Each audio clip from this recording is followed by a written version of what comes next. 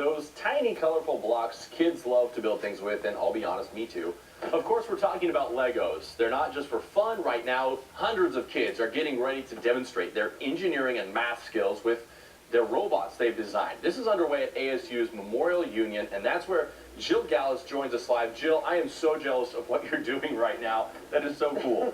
These kids are awesome. It's really impressive what these kids have been spending all of their time working on designing. We have a couple groups of students out here right now, and you can see this is one of the projects that they have worked so hard on, and they're going to have more than 600 students out here today participating in the first Lego League State Championship Tournament. Now again, this is going on the second floor of the MU here, but when you hear Lego League State Tournament, you're probably thinking, what in the world is this? So we have Christine here with us this morning. She's the director of this, and just explain for someone who has no idea what we're talking about what it is. Sure. So this is the Arizona First Lego League. So these students have had since September to design a robot to do as many missions as they can in 2.5 minutes.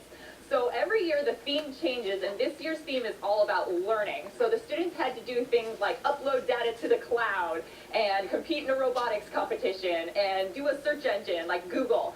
And in addition to that, the students actually had to prepare a project that relates to something that they would like to improve learning in, so an innovative way to learn something better. So it's pretty amazing because these students now finally have the chance to say, this is how we want to learn.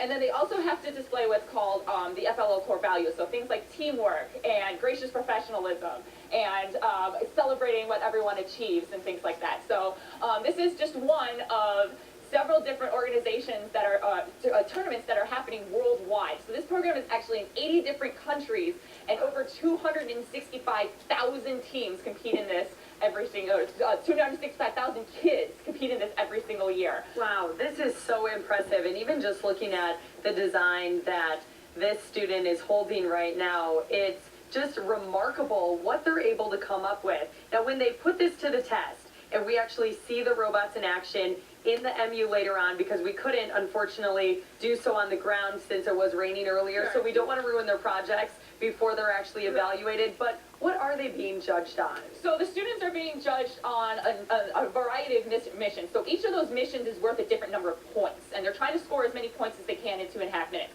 So they're allowed to touch their robots whenever it's in a little square spot that they call the base. And then the robot is allowed to go out and do whatever it's going to do based on a pre-programmed set of instructions. So the students all get the same field, and they have a chance to work with their robots and actually program it. And the robots are completely autonomous. They do everything all by itself. There's nobody actually running this with a remote control or anything. So they try to score as many points as they can, and then on their project presentation, they're really graded on their innovation, on their research, on their ability to share what they've learned with students outside of their organization or with others that might be interested in what it is that they've learned.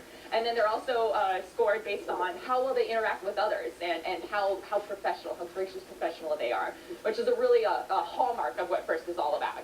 Okay, well, thank you so much for explaining that. This event starts here, again, in the second floor of the MU at 9 this morning, and if you want to come down and maybe just check this out to see these robots in action, you can do so until 4 o'clock today. And you know what I was thinking? While everyone's doing their last-minute Christmas shopping and parents are thinking, oh, I don't want to just get my kid another toy, look at what a Lego can inspire. I mean, this is taking learning and fun to a whole new level out here. That is awesome. We love Legos. That is so cool what they're making out there. Thank you very much, Jill. All right, we are back in the kitchen with Executive Chef John Calora.